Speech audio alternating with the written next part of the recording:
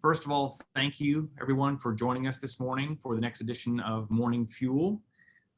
Want to remind our guests that your cameras have been turned off by default and your mics are muted. If you would like to ask a question during the session, please use the text chat function and the moderators will forward the questions and make certain our participants have a chance to address any of your questions and concerns there. So these online sessions are designed to bring you critical information during this time when, of course, we cannot be together as much as we would like. And today we're going to focus on a very important program for the industry in Oklahoma. And this is the Oklahoma Energy Resources Board and its various functions, everything that they are accomplishing on behalf of the industry. Let Mindy unpack this a little bit as we get started here, but you guys fund this program voluntarily. And it's important at the end of this year that we talk about the successes of OERB, what it's able to accomplish on behalf of you and the state of Oklahoma. So with that, let me introduce our guests. Mindy Stitt, Executive Director of the OERB. Mindy has been with OERB since its inception and has been instrumental in building the programs that it is successfully delivering. David Lenormand, familiar face, Chairman of the Petroleum Alliance of Oklahoma, who is also currently serving as OERB Vice Chairman and Communications Chairman, in addition to serving the Alliance. He is the founder and managing partner at Rain Capital Holdings. Dr. David Ferris, Chairman of the OERB Education Committee, President and Chief Executive Officer of Brownstone Energy, and Executive Director of the Ronnie K. Irani Center for Energy Solutions. Thank you, team, for joining us this morning. Mindy, we're going to start off with you. Can you just give us a brief overview of how and why OERB was founded? Sure. Well, the OERB was actually created by Oklahoma's legislature in 1993, but it was at the request of the petroleum industry. And as you mentioned, I was one of OERB's first employees, and I started at the ripe age of 12. So started very young, but as the industry leaders at the time saw the need for a checkoff program. And this checkoff program would benefit Oklahomans, not only the industry, but all Oklahomans through education and restoration. And it is voluntarily funded. We collect a 0.1% assessment on the sale of oil and natural gas. And we have great participation. It's the first program of its kind in the nation, and other states have followed suit, like Kansas, Ohio, Illinois, North Dakota.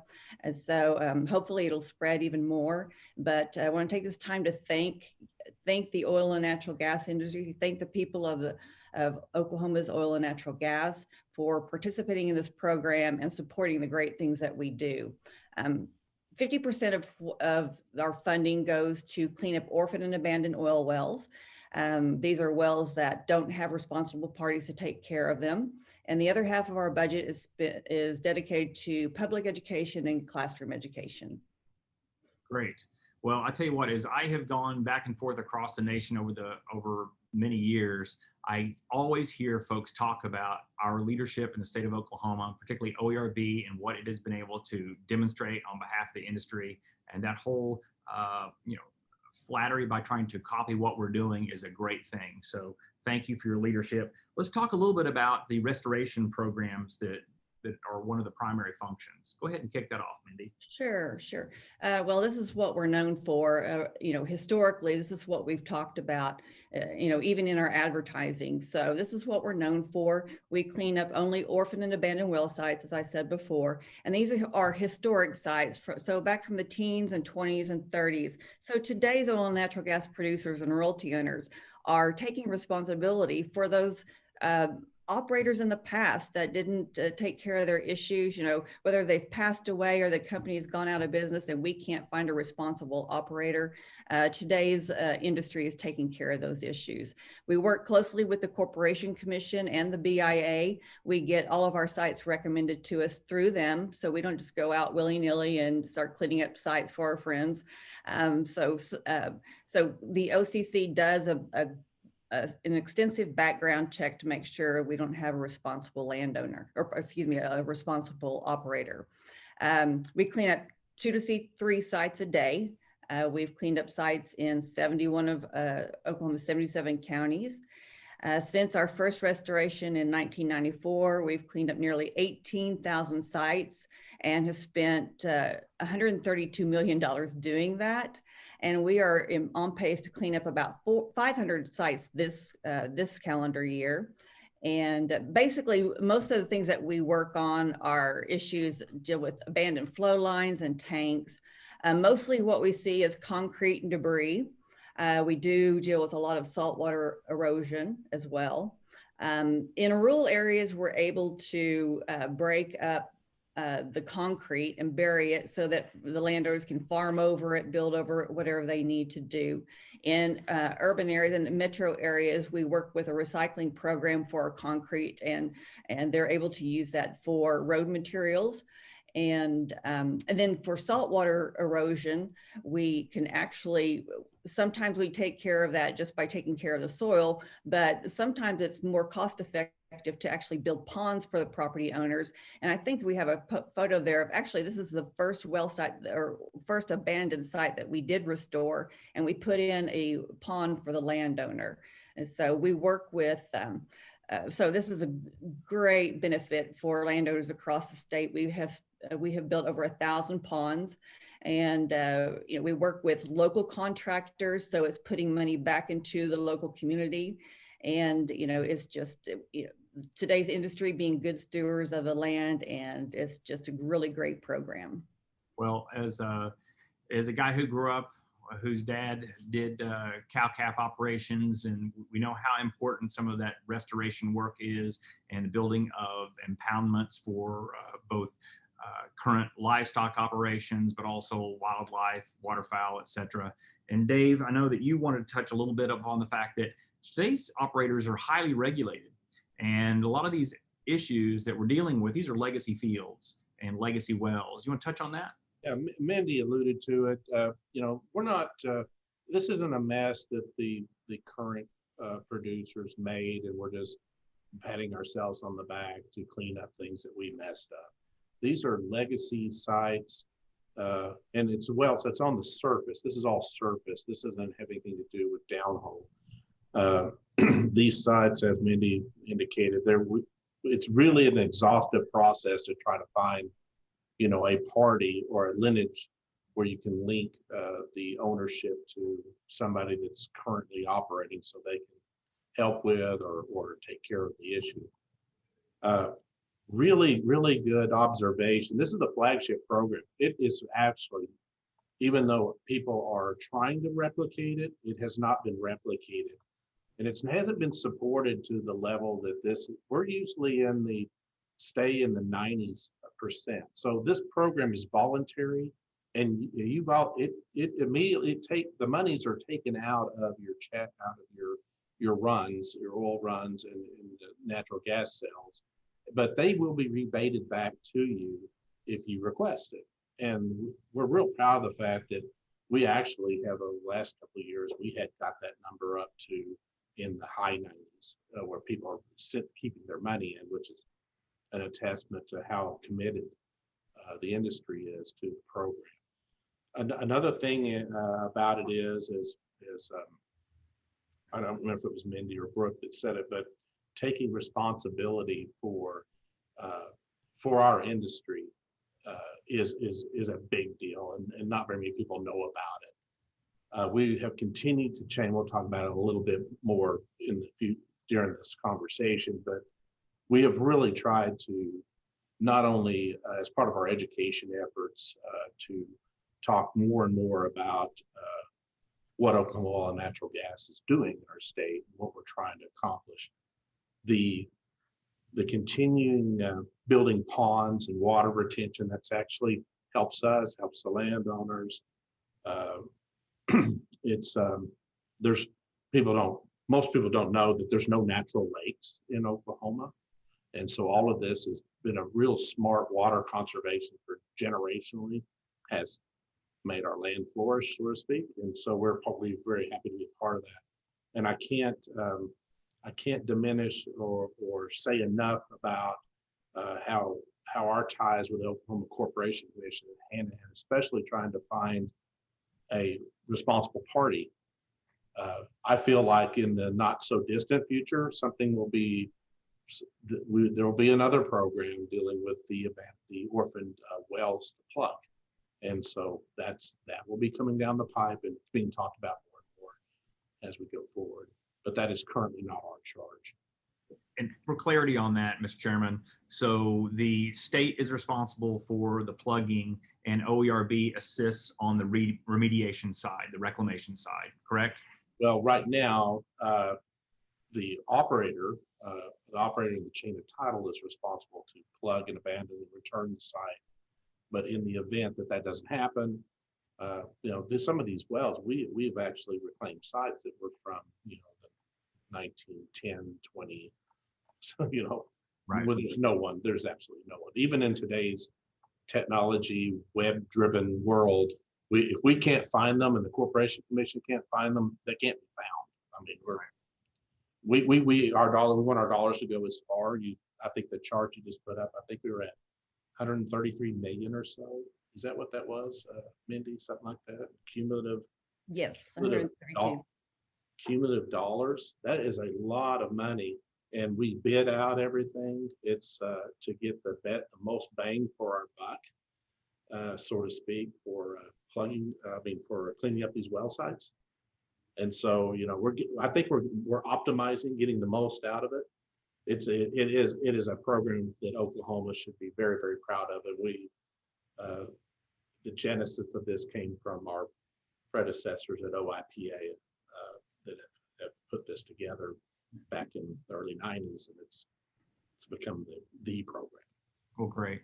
Well, listen, thank you very much. This cleaning up the legacy fields and legacy wells is so important when we can't find a responsible party. So thank you very much for putting the team that works on making certain that we are demonstrating our responsibility and leaving Oklahoma better than we even found it. So let's switch over to the education side. Mindy, can you bring us into that part of the core mission? Sure. This is kind of my baby. When the OERB was first created, we talked about education, but we didn't talk specifically about student education. So in 1996, the board just came together and said, okay, we need to be educating the future of our state about our industry. So how do we do that? And so we started by putting a program in classrooms called Petro Pros, where industry volunteers go in the classroom and just basically talk about the science behind finding oil and natural gas. And then we started developing curricula with, we brought in teachers from around the state and started writing curricula. The first one was Fossils to Fuel, that was written in 1996. The interesting thing is, when we started out with that one program, I was building kits in my garage, paying my kids $1 a kit to help me put them together and throwing them in the back of my car and going out across the state doing workshops. And now we have a incredible operation with 9 different curricula. We have an 8,000 square foot warehouse that houses all of our materials that we provide to teachers across the state. All of our programs meet Oklahoma's education standards. Typically, before COVID, we hold 14 workshops around the state. At all 14, we have all 9 curricula there represented. We provide the teachers with kits that are anywhere from $300 up to $1,200. We've been in 98% of the school districts, and we have reached approximately 1.7 million students to date. And we spent about $50 million on those student education programs. But as I said, with COVID, everything has changed. And so, but what I am excited about that our programs continue to evolve. And so even our curricula as is, we look at the curricula every couple of years, make sure it meets the standards, and we adjust as we need to, add new things to our programs. But we've done some exciting things this past year with COVID. And so, yeah, I would love for David, our chairman of our education committee, to talk about that. Sure thing, Mindy. Oh, go ahead, Brooke. No, go for it, David. Appreciate y'all the chance to be here and talk about the good work that the education committee and really OERB at large has done in response to educating our students and really our teachers and the public around our industry. And, this has been a tough year, y'all. And so we wanted to let our teachers know that the people of Oklahoma's oil and natural gas industry remain firmly committed to education in our state. And we worked with an extensive network of educators across the state to ensure that our teachers and students have the tools they need for success in this virtual education environment. So back in March, when everything went remote, we worked with our master teachers, and we hired some of them to create virtual classroom lessons. And these are all experienced, certified teachers. They know their stuff, and they put together some wonderful, educational opportunities, virtual social studies, history, and then a firm emphasis on all of our STEM classes: science, technology, engineering, and math, which are so critical to our industry and really the future of our state. The hope was to provide, fun, engaging, high quality lessons that anyone really can enjoy and access. And I think we have 17 of those lessons online now. They're available for anyone. We got some cold, it's 70 degrees here today, but we'll have some cold weather coming up. And if you need to give your kids something to do, these are some great lessons for them to engage in, really high quality work that we're very, very proud of. As Mindy mentioned, we have our traditional energy education workshops. Teachers come together in large groups historically, face to face, and really get a hands-on learning about the materials and how to teach kind of the STEM related courses that we provide. Because of our current situation with the pandemic, our master teachers pre-selected kind of highlights and activities from the larger workshop and put those into a virtual format to enable the teachers that are taking these they're enrolling in these workshops, to teach that material either in person, as they have historically, or virtually. And so the teachers that attend these workshops, as Mindy said earlier, they get a kit of materials, which can be very valuable. We give them a $25 stipend to thank them for their time. And they also get 2 professional development hours.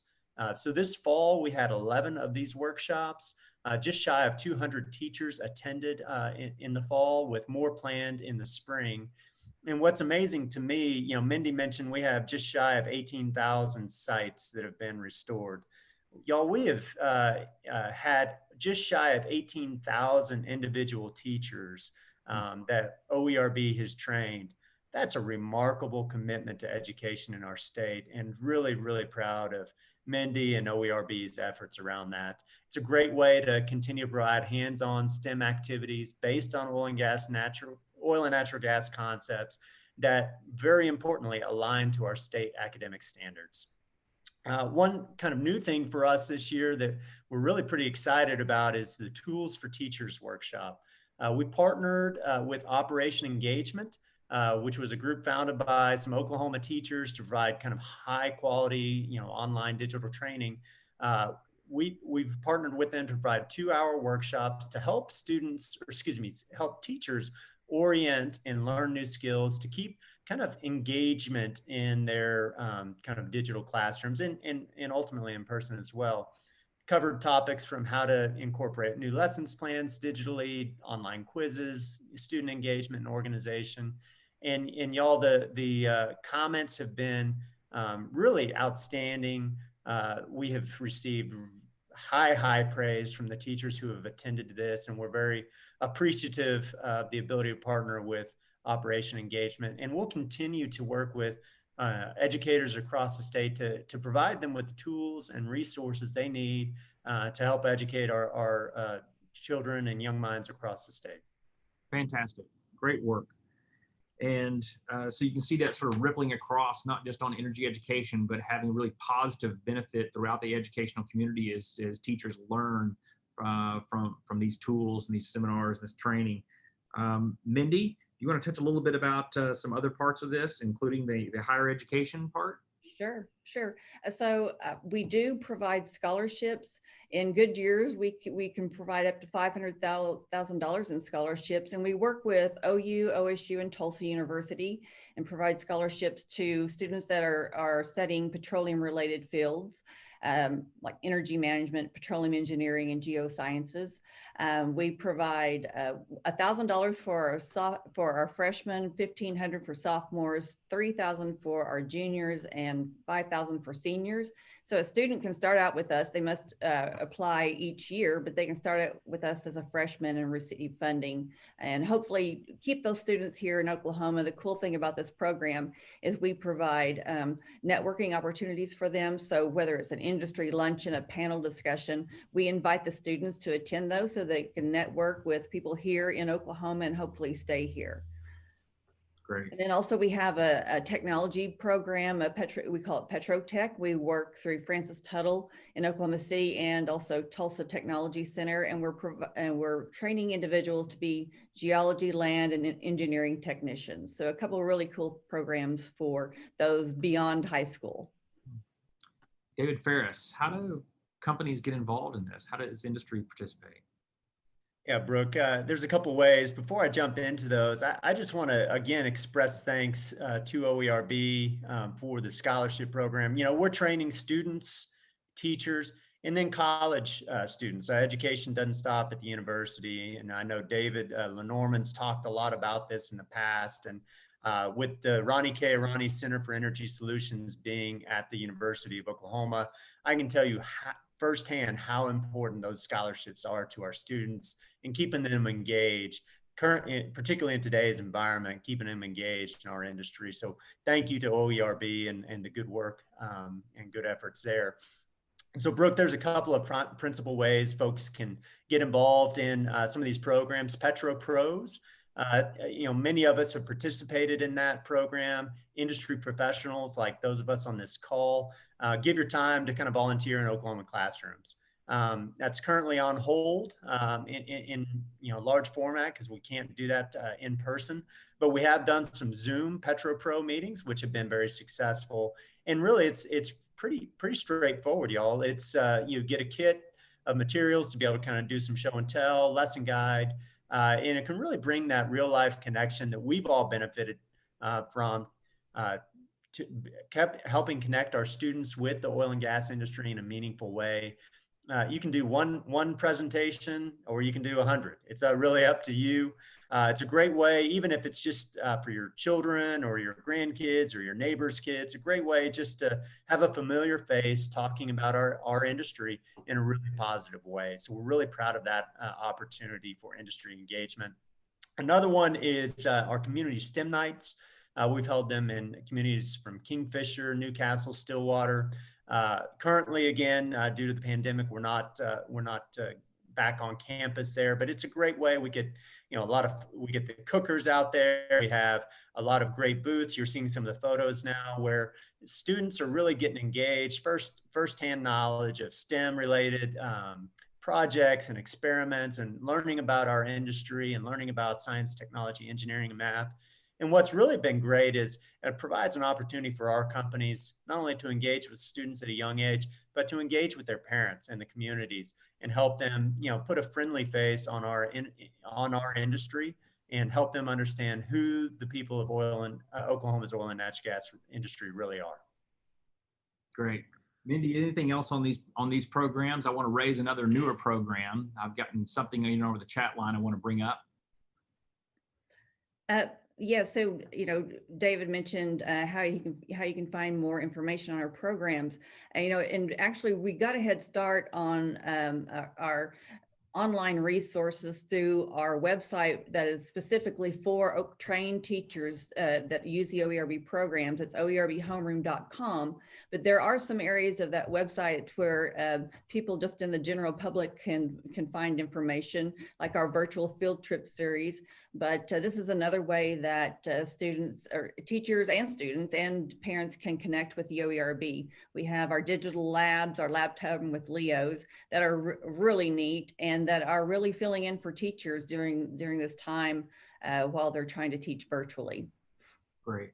Well, what a fantastic job the team is doing. I do want to single out one newer program that is 100% supported by the industry, OERB led, and that is the Energize for Safety Coalition. We talked about Kingfisher, and the industry has done a tremendous job educating students and citizens about how to interact with oil field traffic. And we are actually on the ground saving lives, working with ODOT, working with other highway transportation officials to make certain that we are creating the right kind of signage, the right kind of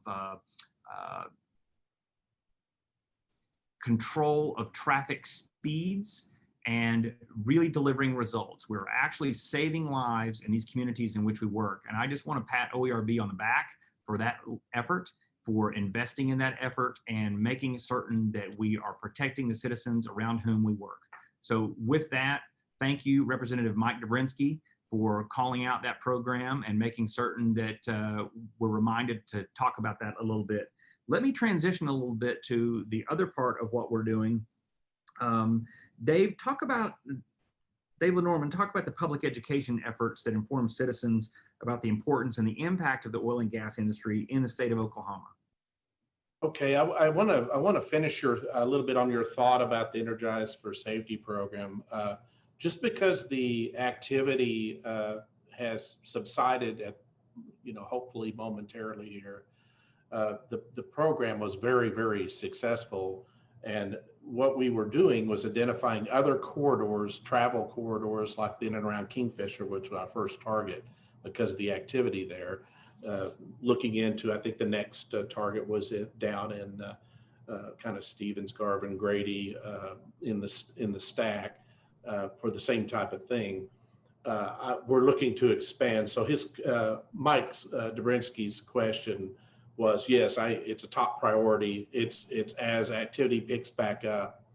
There's an added dimension that I think we should add here is one of the things that it's all about communication, right? And that's what the Energize for Safe program did, for Safety Coalition did, was tie the groups together, not only the associations like ours, but the Highway Patrol and the Corporation Commission and everybody together, and everybody talked about what would be common sense solutions.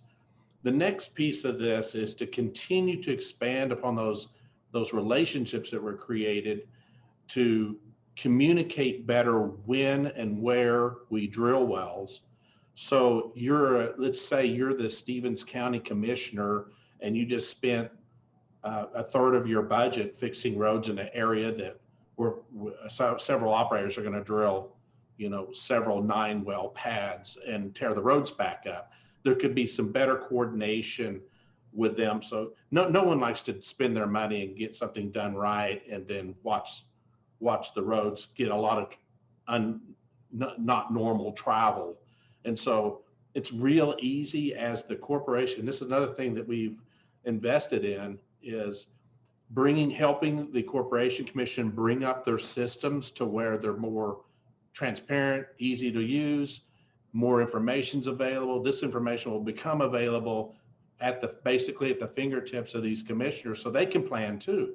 Or they can pick up the phone and say, here's a responded list. I know what guy to call to ask about this. So I think that's what it's about, is, we can't say it, we can't understate it enough. We live here too. We have children ourselves. We do not want our kids in harm's way because we weren't smart enough to figure out the traffic flow patterns, because there's X amount of semis that are coming out onto the road with water hauling or whatever. And so we would like to, I would like to, add that to what was a really good comment by Mike Dobrinsky. Let me conclude that before you jump. I want to remind everybody that the oil and gas industry does not represent every truck that is on the road, but the oil and gas industry has reached into its own pockets to make certain that we are addressing these problems. And that is the commitment of our industry, the people who work in this industry, and the leadership that is provided by the companies that fund OERB voluntarily. So with that, Mr. Chairman, I'm going to back up and let you take it a different way, different direction.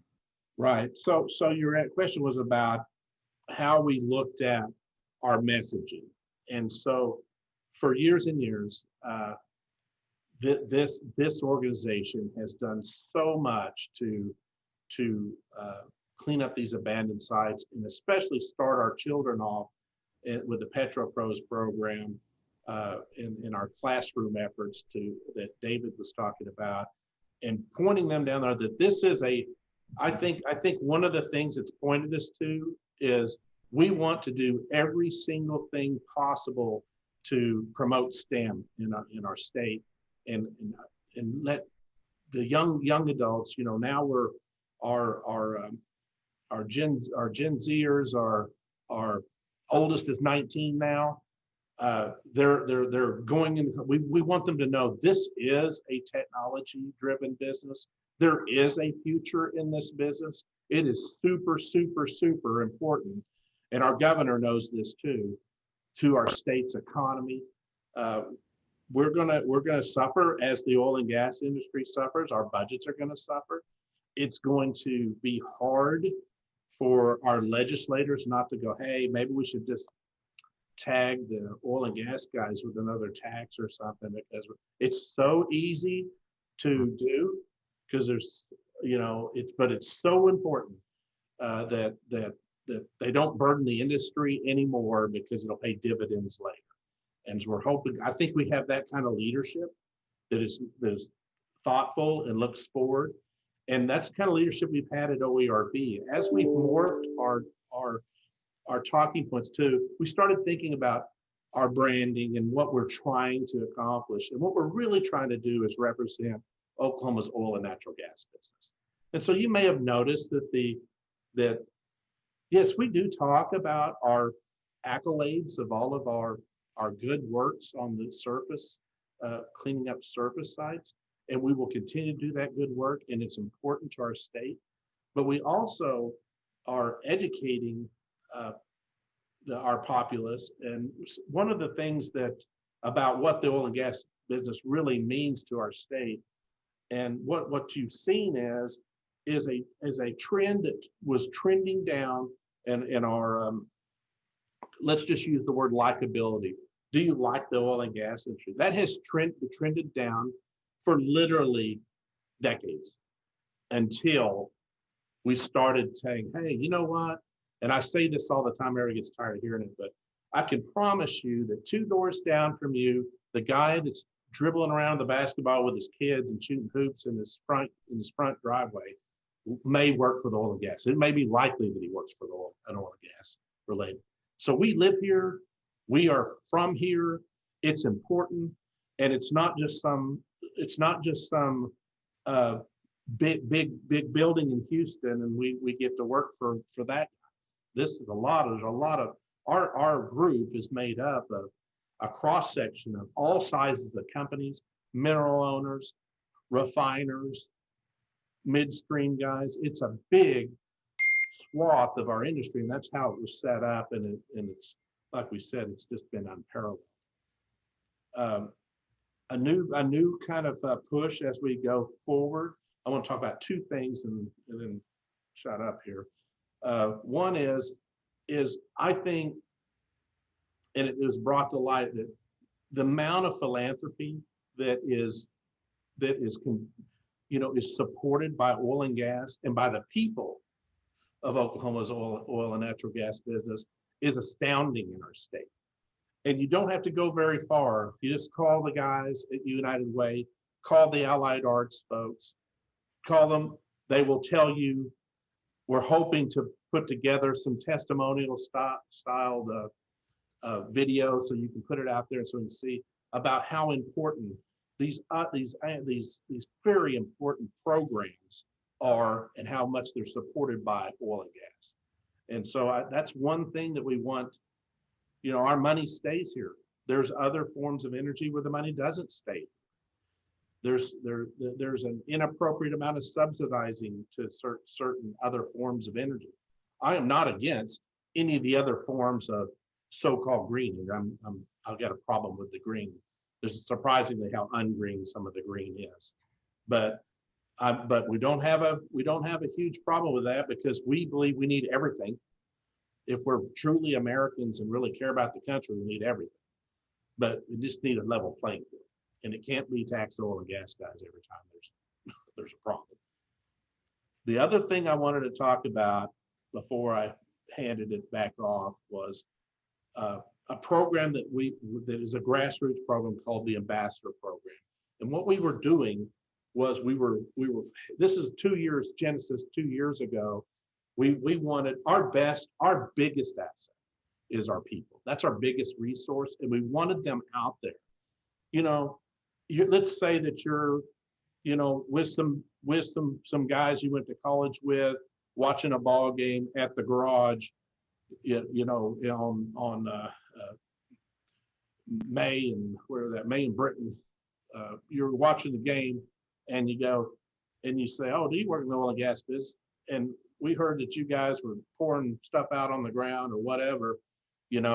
How do we give talking points to our people, our young people that are in our industry, that to say, look, here's what really happens. And so we from a training standpoint and giving them some points to talk about, some real information, not stuff that people have other agendas are saying, and send them out there. Unfortunately, right when we were getting ready to launch the program, it was first quarter of 20.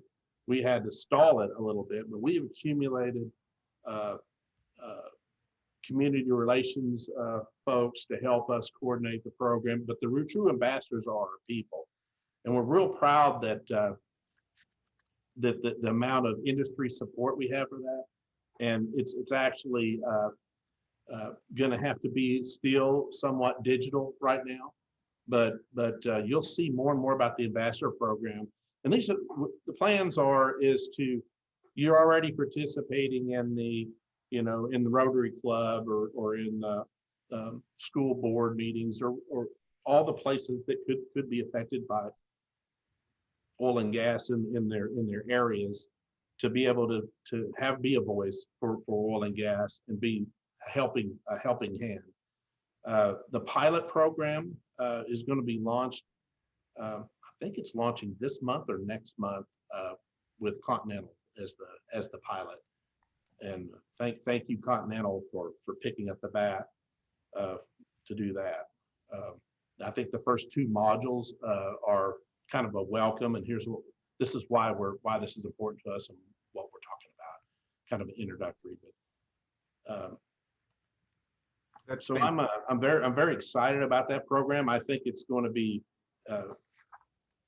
epic at some point, but right now we have to follow guidelines and do the things that we're being asked to do.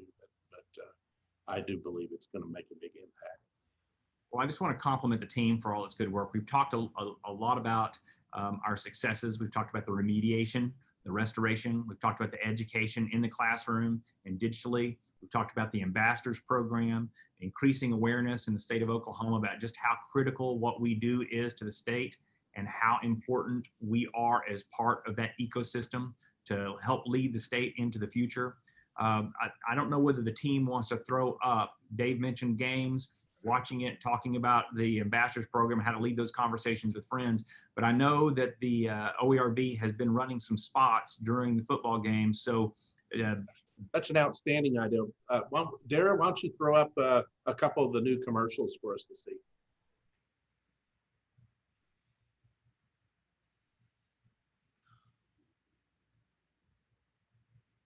Wow, she's fast. Let's get the audio up.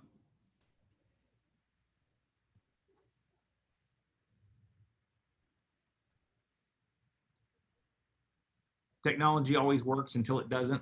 This year, we may face some difficult choices, but we can't afford to make the choice of no school, because there's nothing more important than ensuring our young people keep pace.